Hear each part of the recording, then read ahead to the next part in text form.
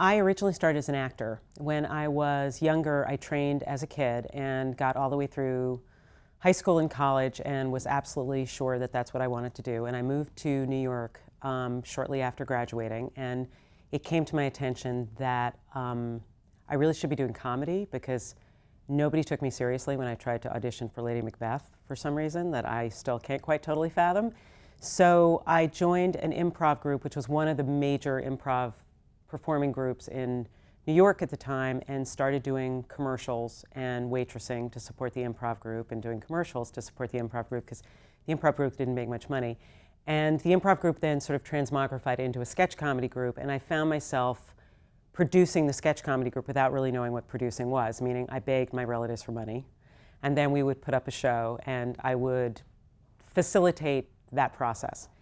And shortly after that, I moved to Los Angeles because I was told by my agents in New York that I could be a wacky next-door neighbor on a sitcom. And when I got there, I discovered that nobody wanted me to be a wacky next-door neighbor on a sitcom. So I couldn't get a job waitressing, and a friend of mine suggested that I read scripts. And I'd had a very excellent education, and I studied film and I studied literature. So I took to it incredibly well. And reading scripts, for anybody who doesn't know what that is you do coverage. You basically, it's like a book report. You read a film script and you describe what transpires in the film script or a book, and then you do an analysis as to whether or not you think it's actually going to make a good movie and why. And I found I really liked it, and I actually seemed to be good at it because I got a job doing it full time, and I never acted again. And the world is a way better place for it, I have to say.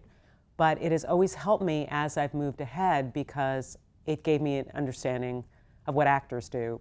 I moved very slowly up the producer ladder. So I worked in development, which in Hollywood means that you work with writers and studios to develop film scripts that then eventually come to fruition when you shoot them, and eventually got the right to produce myself. About 15 years after I started in movies, I met Shonda Rhimes and was starting in my old job to develop television shows because I'd always liked TV, and we really hit it off. And the first show that we worked on together, which was a pilot, we sold the idea to the network, was about war correspondence. And it didn't end up getting shot as a pilot, but we really loved working together, and it was a wonderful script. And the next show that we developed together was Grey's Anatomy. In movies, an executive producer traditionally godfathered the project and stepped away. It's a title that's associated with money in movies, traditionally.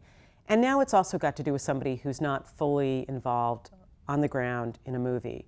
That position's actually reserved for producers, both physical producers who are line producers and creative producers, which is what I did, which is the person who basically starts from the development of the project to selling the project to casting the project to going on the movie to being on the set to then editing to then helping promote the movie to then crying when it really does badly at the box office or celebrates when it really does well at the box office.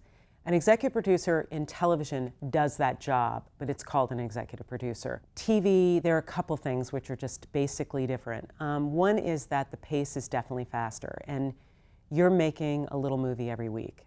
You work at a slower development pace and sales pace, and sometimes it takes anywhere from 2 to 8 years to get a movie made. And as you work longer in this business, that pace becomes more and more torturous in a way. One of the most amazing things about television is both the schedule, which is you have anywhere from 8 to 10 days, depending on who you're shooting for, to shoot an episode of TV. And we're doing usually 22 to 24 episodes of shows every year.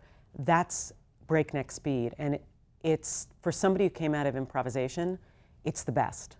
Grey's, we honestly cast the best people for the job.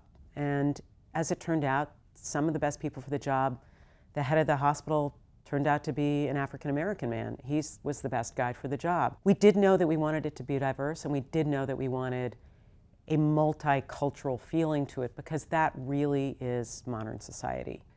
Jeff Perry, who was one of the founders of Steppenwolf, which is where John Malkovich came from, and Laurie Metcalf, and a myriad of incredible actors.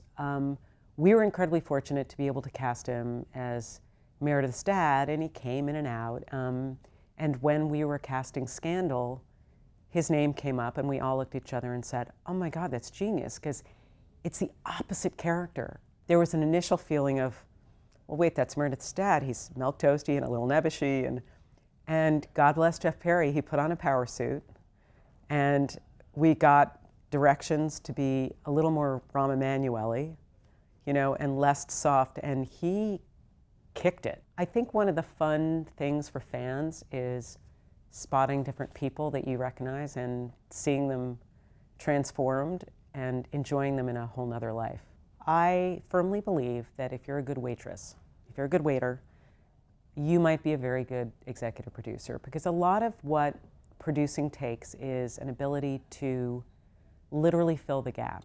I mean, part of your job is to be able to do every single thing that everybody else can do, maybe not as well, but you need a working knowledge of what a line producer does, what a casting director does, what a costumer does, what a set designer does, what a script supervisor does, what a writer does, what an editor does, what a music supervisor does.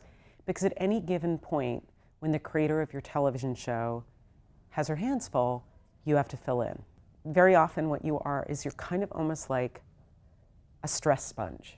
And a lot of your job is absorbing everybody else's tension and trying to figure out a way to get the job done and make people feel good about it at the end of the day, so that everybody walks away feeling like they've done a good job and they're proud of their work. I really love the initial creative moments of developing a television program. I think for me, the excitement when an idea is first being formed and the ability to integrate myself into that process and be part of that process, there is nothing like it.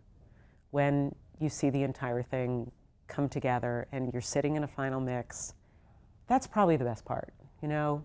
That's probably the part that on the frustrating days and the days where people are complaining or the studio or network's not happy or I'm just a crabby grouch pot, those are the moments that get you through, that make you get up the next day and start the whole damn thing again.